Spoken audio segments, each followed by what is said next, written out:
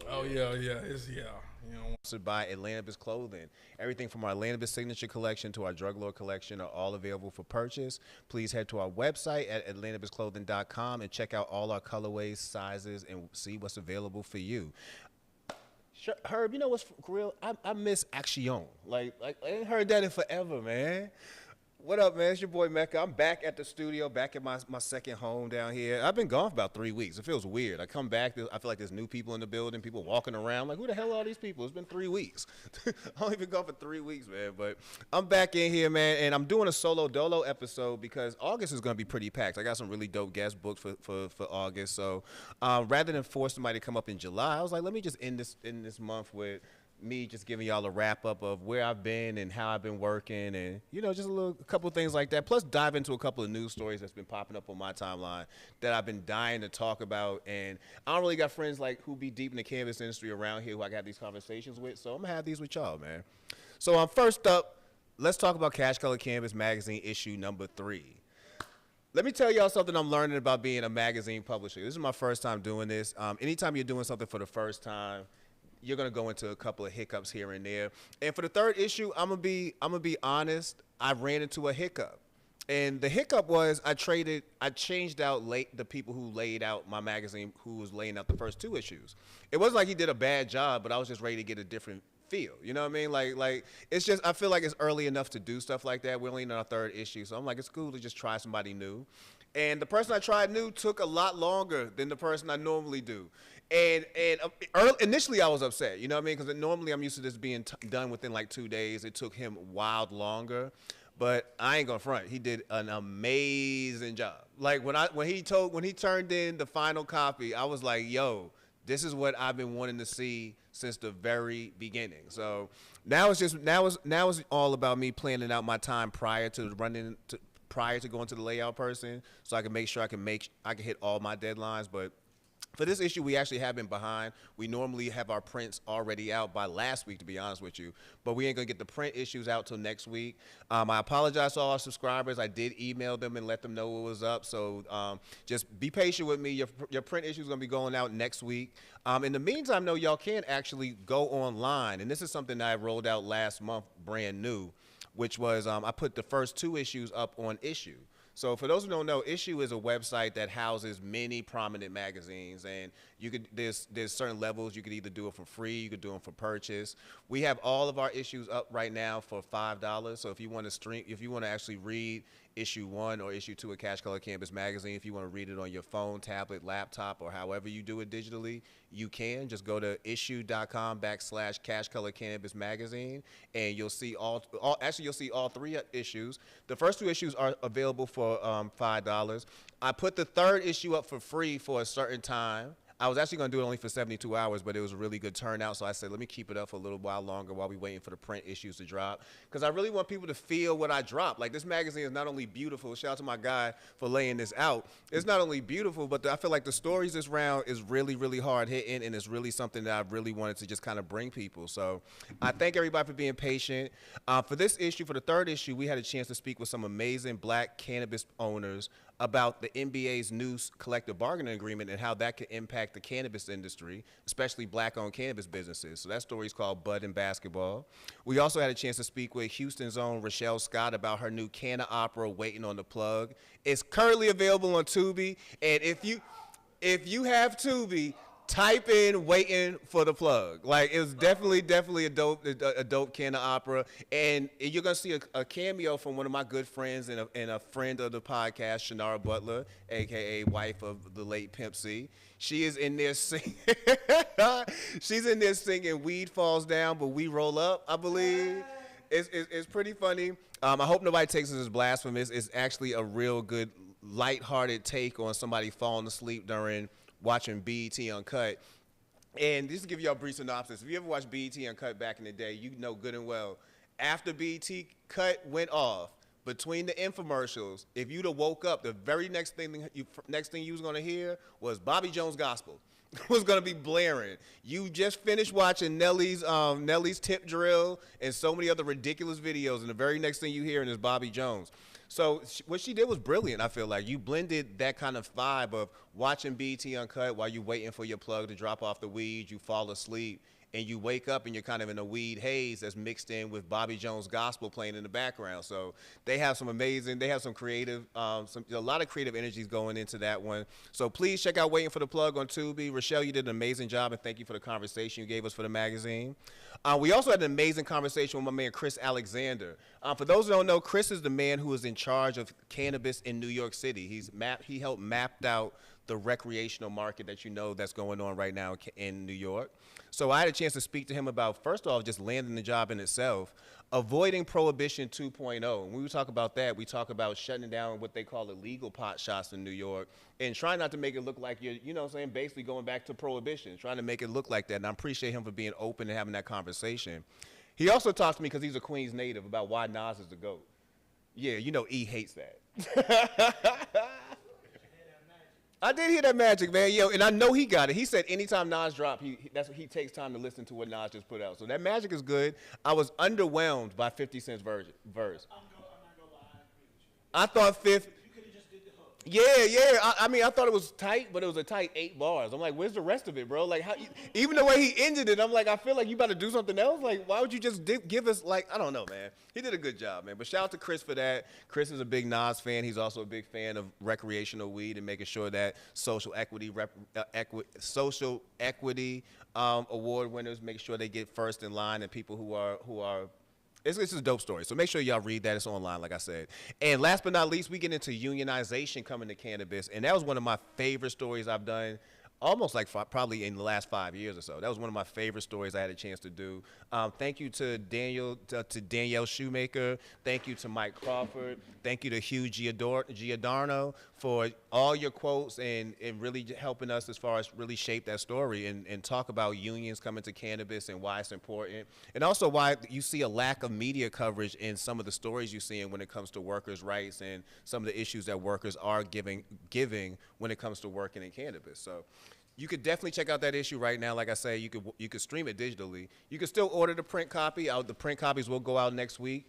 But for those who don't know, I will be doing a pop-up down here in August in Atlanta, and I'm also going to be doing a pop-up in another city. I'm going to announce that very soon, where we're going to bring the print issues out, and y'all can come purchase a signed copy of the magazine. So thank y'all who have already subscribed, who have supported Cash Color Cannabis magazine. This is my new venture, and I'm loving it. You know what I mean? If y'all know me, I'm a magazine person. I come from a journalist background. I've been a writer for X amount of years, man, and I just love the fact that now I have the ability to put these stories out in print, and eventually going into next year, be able to hire some of my friends and some of the people I know who are just amazing writers to come on and share their stories and share their talent with the world. So thank you again for supporting Cash Color Cannabis magazine. If you're following us right now on Instagram or following us on any platform, make sure you hit the link in our bio and purchase a copy. Make sure you become a subscriber, or just go to issue right now and go stream and go read the issue number 3. So one story I did want to get into, and I was telling Herb about this briefly, was the lawsuits that have hit cookies.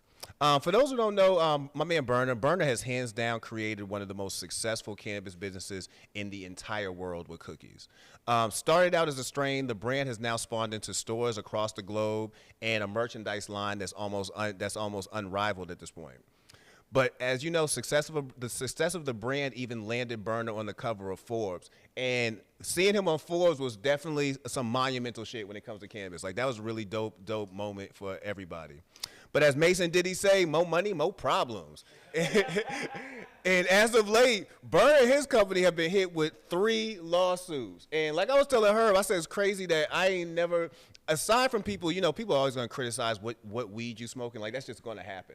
Aside from people criticizing what they thought was good weed and what they thought wasn't good weed when it comes to cookies, I haven't heard too many people speak negative about cookies. But I swear, man, after this man hit the Forbes cover, I feel like them lawsuits came coming, baby. So 3 of them came out, but the most recent one came from an investment group who claimed that the $15 million they invested was basically burnt up. Red Tech Holdings and Grand Ventures Fund alleged that cookies burned through the cash and alleged that they actually ran out of money after wildly missing their valuation numbers last summer, which was supposed to hit a $275 million valuation for the brand. Yeah, crazy, right? This is all according to MJ Biz. In response to the filing that was in court last Friday, Parker Burling, who's Cookie's president, said many of the investors' claims are demonstrably false. And he also said that further imposing any restraining order would cause irreparable harm to Cookies by bringing his business operations to a halt over a year while arbitration is still pending. Cookies also claims that it tried to return the principal to the investors, who in turn tried to extort undue influence over Cookies in bad faith. I think this lawsuit, well, this is only one lawsuit. Like, there's actually a couple I've been actually paying attention to. And Berner has been slow to kind of respond to one, but he definitely responded to one in particular, because I feel like the person who sued him was somebody he was actually close with. Yeah, so it was personal. My man got on IG and addressed that personally, man. But and I feel like he's kind of alluded to this in his last post on IG if you follow him, but he hasn't come out directly and said anything about this most recent one. But this does make the third lawsuit of the year for Cookies. I feel like Tom's going to tell. Cookies is a strong brand, and growing that quickly will come with growing pains. I can personally attest to that. You know what I'm saying? Just watching the magazine grow as quickly as it has. It's going to come with growing pains as you get adjusted to what you're now growing into. So I love to see how he stands strong in this, man. Byrne has been not just a strong influence in the industry, but he's definitely been a strong voice. And I felt like Cookies, and I still feel like Cookies is a strong brand. So it's not shocking that you're seeing these lawsuits, but I love to see how they're going to fight them as we move forward. Also, shout out to Terry Donnell Gwynn of Suwannee County and Shaderick McGriff in Florida, who both received licenses from the Florida Health Department on July 11th, man. So both those farmers had to submit a $5 million bond before launching their operations. Isn't that crazy, a $5 million bond? That's, again, one of the things that really keeps a lot of people who look like us out of this space. Like, it's kind of hard to raise $500, $5,000. Can you imagine having to raise $5 million? Oh, Berner got more. Yo, I'm going to show you the link I'm talking about. When I say, I was actually kind of astonished, but it also says the power of the brand of Cookies, and we're going to go back to this cookie story right now. It speaks to the power of Cookies. He was able to pull $15 million here, $10 million there. Like, he was able to pull money from a lot of different venture capital funds and a lot of different people who had investment money. Like, you have a strong brand. Like, I mean, for real, you got Cookies in Thailand right now. Like, you know what I mean? Like, you got something you could bet against. I ain't mad. Also, when you think about that $5 million bond that Terry and Shaderick had to put up, I think goes back again to the story we did for the magazine about the NBA and the new collective bargaining agreement, where now players can not only consume cannabis, but they can invest in it. Now, imagine some of these players being able to put up, say, yeah, I got $10 million to invest in your brand. How that changes, that literally gives generational wealth to black businesses off top. Off top. And I'm not trying to be saying specifically that's all they would fund, but just be for real. Just be for real. That would definitely change the landscape of cannabis, man. So, damn, it's just so crazy watching this. Congratulations to the two brothers in Florida for being granted their medical licenses. And I'm loving the fact that I'm watching so much growth still happen in cannabis, despite the fact that you're watching a lot of MSOs fall. You're watching a lot of people have to cut back costs, layoffs, all this kind of stuff happening. Again, the industry was growing really, really, really quick. At one point, the only time you'd even hear about cannabis was people talking about how much money a certain state made when it comes to actually selling the plant. So all these new changes, all these growing pains is going to come with the territory. So that's really all I got for y'all tonight. Like I said, I'm really happy about having Hollywood in the building next week. Me and Hollywood was at the state capitol 2 weeks ago, and we were talking about expungement and a lot of different things that we can do together. And like I say, watch in August. We're going to do a lot of that stuff together. I'm happy to be back in the studio. I had to come back here and bless the mic and bless the studio. And, yeah, I had to get people out my seat. Came up in here, people sitting in my chair. Like, what is Lingo Steve? Steve, you my guy, but what are you doing sitting in my spot, bro? You know this is my spot.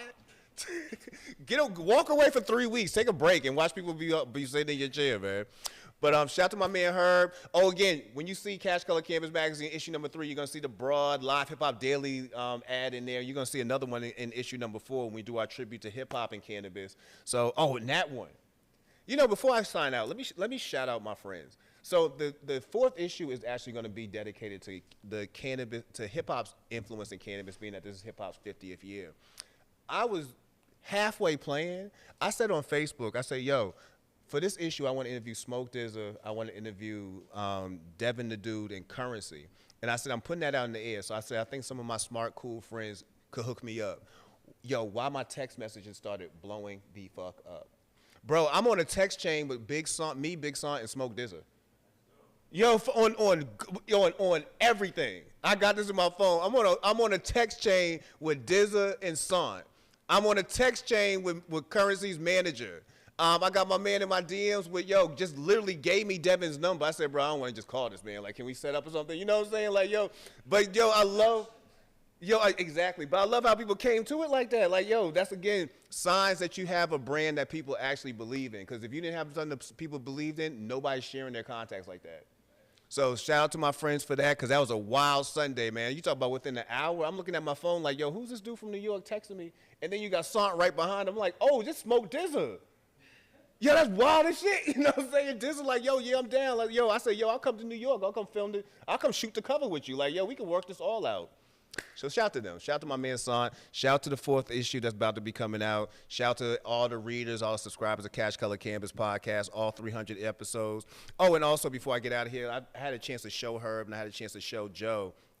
But we're working on a really cool visual. It's going to be kind of a very short documentary about CashColorCannabis that we're going to submit to a couple of festivals and things like that. So root for us as we move forward, because I'm watching our brand grow, and it's only growing because we don't have fans, we have family. And they literally have bonded with us over 7 years to the point where y'all have carried us, man. And for me to be able to be outside and me to be able to be in public and people walk up to me and say, aren't you CashColorCannabis, is strictly because my fans are family.